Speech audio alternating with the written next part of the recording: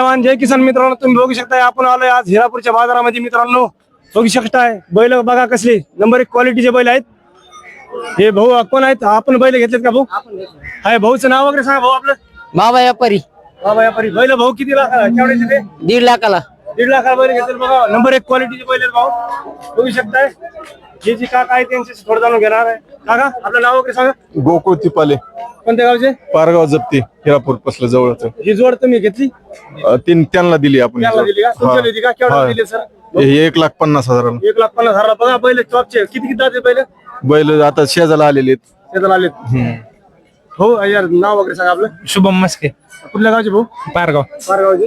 बैल एकदम भारी आहे समजा. हा बाय, आता हिरापूरचं मार्केट कसं काय सध्या बैलाचं? व्यवस्थित आहे, चांगलं व्यवस्थित आहे का? पाऊस पडाना काय शेतकऱ्याचे हाल कसं काय म्हणजे? घ्यायला की मार्केट म्हणायचं.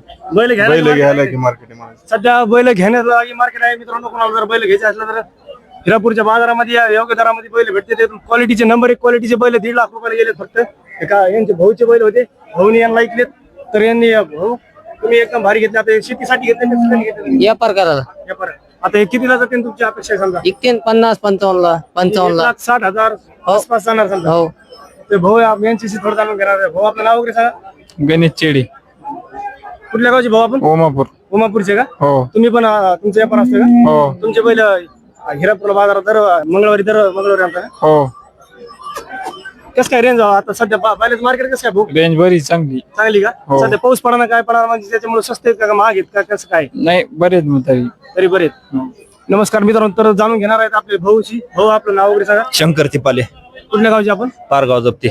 असं का? कसं काय मार्केट भाऊ आता सध्या बैल? मार्केट सध्या बरं म्हणायचं. आता थोडक्यात काय म्हणायचं, पाऊस नाही काय नाही त्या हिशोबाने चांगले म्हणायचं. थोडा नाहीतर पाऊस पडला सर पाऊस पडला असता तर 170 ला बैल देत होतो आम्ही. 1,70,000. हा. 1,70,000 तरी 20,000 पाऊस 20,000 नाही पडल्यामुळं पाऊस नसल्यामुळे तोटा 20,000 रुपये. शेतकऱ्याला तोटाच घ्यावा लागतो हा. कधी पण. शेतकऱ्याला कधी पण तोटाच घ्यावा पुन्हा लागतो. पोळ्याचा बाजार आहे. पोळ्याचा बाजार दोन हप्त्यावर पोळा आलाय. हा बरोबर. 170च्या कमी बैल त्यासारखे बैल नाही. 1,70,000 बैल आहेच ना ते. आज बघा ना काय क्वालिटीचे बैल आहेत. बैल तर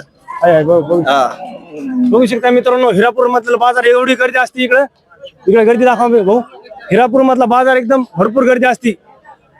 बैल बी योग्य दरात मिळते. आता सध्या पाऊस पडा त्यामुळे जरा बी योग्य दरात आहे. नाही तर बैलाचं मार्केट एकदम सध्या जरा उतरलंय. कसं काय उतरलंच म्हणायचं. काय म्हणायचं, आज 20,000 रुपये तोट्यावर बैल त्याच्या टायमाला. शेतकऱ्याची नुकसान नाही तर काय? नुकसान नाही तर काय.